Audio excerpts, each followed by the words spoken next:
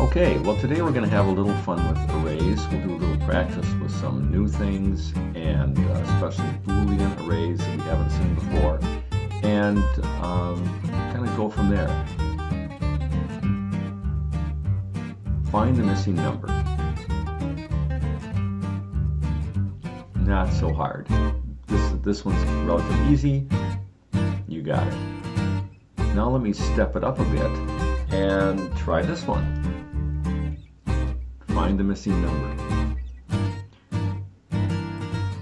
Okay, albeit this is a little more difficult, but it's not impossible, and we'll locate the missing number eventually. Now let's try one more. Find the missing number. I don't know what the missing number is in this. This is a good example, though, of a program that a computer can solve relatively easily, whereas human beings would struggle with it. And so let's take a look at a solution strategy that might work for a computer on this. Here's an array. It has a series of values, numbers from 1 to 6, but one of them's missing. Now it shouldn't matter whether these values are in order or whether they're scrambled up. We should be able to find the missing value here. And there's a simple strategy to do this. Think in terms of an algorithm first, and consider the problem this way. Let's add up all the numbers from 1 to 6. All of them. We get a sum.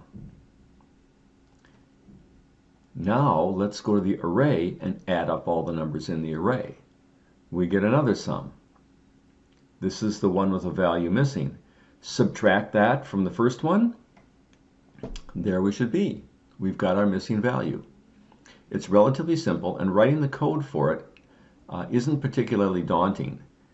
Think about it for a second. If you want to pause the video and try to write it down, that would be great.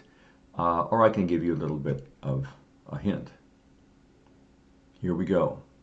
We've got code. First thing we have to do is add up all the values from 1 to 6.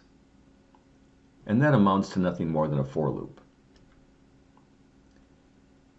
What's the next thing we have to do?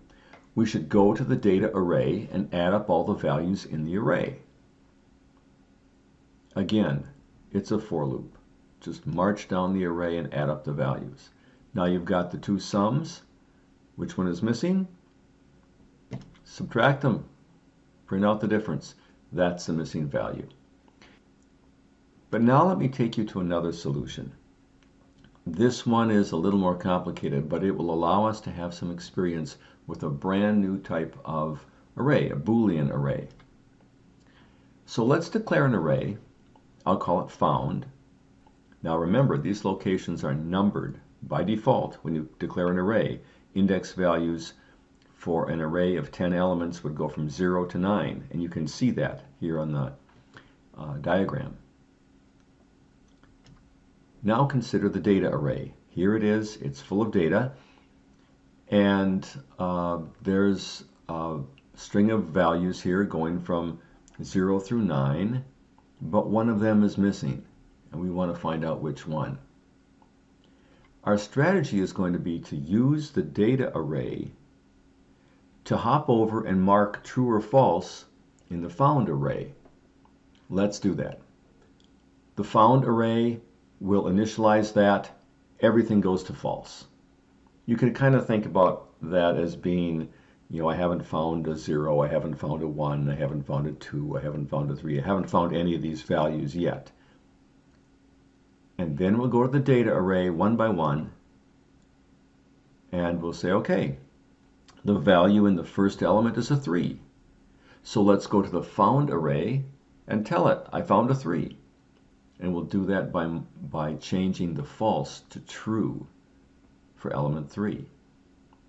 And if we continue down the data array doing the same thing, every time we find a value, we hop over to the found array and change the value in that element to true, working our way down the structure. Eventually, take a look at the found array. Once we've gone down this process, one of the elements in the found array never got set to true. We now know where the missing value is. We know that what we have to do is go down every element in the data array. So we'll set up a loop that will take us there. We also know that for every element we have to hop over to the found array and change a value from false to true. So you can see us here changing the value from false to true. We just don't know exactly how do we tell it where to go in the found array. And so here's the tricky part. If you get this, you've totally got this one nailed. See the question mark in the code? That's where we have to indicate where to go in the found array. And where do you go? You take a number out of the data array and you go there. So if the first value in the data array was 3 in element 0 of that array, then you hop over to element sub 3 in the found array. We're using the data value that came out of the data array as an index in the found array. It's a little tricky, but it works great. Once you've done that, then you've set all the values in the found array to true, except for 1. Now we just have to go down and print out what that missing value would be. And that's just a loop. You march down the found array, and if you find an element that is set to false, you say that's it. That's the missing value. And you print out the index location. You might want to go through this one again. The code's a little bit tricky here, but it's not bad. Just to understand what the relationship is between the data array and the found array. Our Boolean values and our actual data values. If you understand that, I think you've done quite a bit here. Thank you for watching, and we'll see you next time.